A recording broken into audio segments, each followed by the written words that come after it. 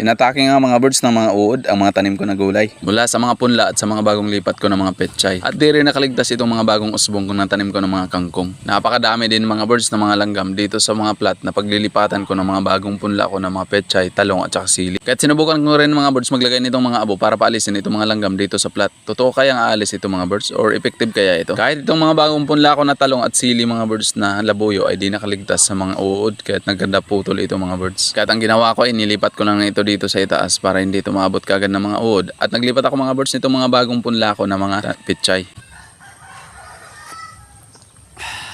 Sarap. Isang umaga mga birds, nang madatnan ko itong mga punla ko na talong at sili mga birds ay nagkanda putol na ito dahil sa mga uod. At samahan pa nga nitong snail o damil ng tawag dito sa amin mga birds na nangangain itong mga dahon ng aking mga tanim na gulay. Nakapanghinayang talaga mga birds pero wala akong magawa dahil andyan na yan.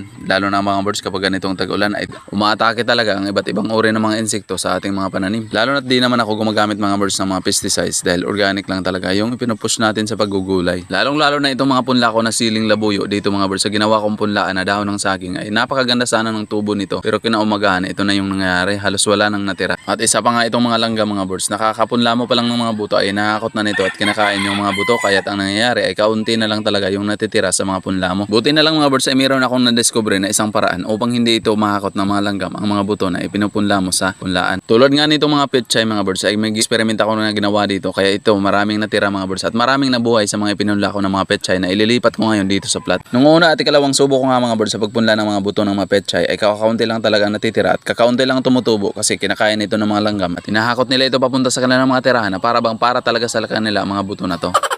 Di nga rin nakaligtas mga birds sa mga uod at mga damil itong mga nauna kong inilipat ng mga petchay na malalaki na ay talagang halos maubos ang mga dahon nito. Ito nga mga birds yung una at ikalawa ko na mga ipinunla ng mga petchay at ito lang talaga yung natira sa dinami ng mga buto na ipinunla ko dahil kinakain talaga sila ng mga langgam. Kahit ang ginawa sa ikatatlong beses na pagpunla ko ng mga buto ng mga petchay mga birds ay naglagay ako ng mga abo sa paikot ng aking punlaan at napakaganda mga birds ang resulta dahil halos walang nabawas doon sa ipinunla ko ng mga buto ng petchay at effective ito mga birds. At ito ngayon yung mga petchay na malalaki na pwede ko nang ilipat ngayon sa plat. Kahit nga dito mga birds sa mga bagong lipat ko na sili sa plat na to ay nabawasan kaagad ito ng isang piraso kahit pinalitan ko ito ng bago. Di nga rin nakaligtas ito mga bagong usbong na kangkong kahit ito ay inatake na ito ng mga uod at maraming nabawas dito. Isa talaga to sa mga disadvantages mga birds. Kapag di tayo nag-a-apply ng mga pesticides sa mga tanim natin na gulay, mataas talaga ang chance na makain ito ng mga insekto. Ganun pa man ay nagagawa naman natin itong mga birds ng solusyon sa organic na paraan. Habang kinakultivate ko nga itong plat na paglilipatan ko ng mga petchay mga birds, napansin ko na napakarami palang mga langgam na nakatira dito. Gaya ng sinabi ko kanina mga birds ay gagawan ko naman ito ng solusyon sa organic na paraan. Tamang-tama naman at maraming naipon ng mga abo dito sa garden dahil minsan ay dito kami nagluluto. Kaya ito naman mga birds ang ilalagay ko ngayon dito sa plat upang paalisin itong mga langgam. Pero di talaga ako 100%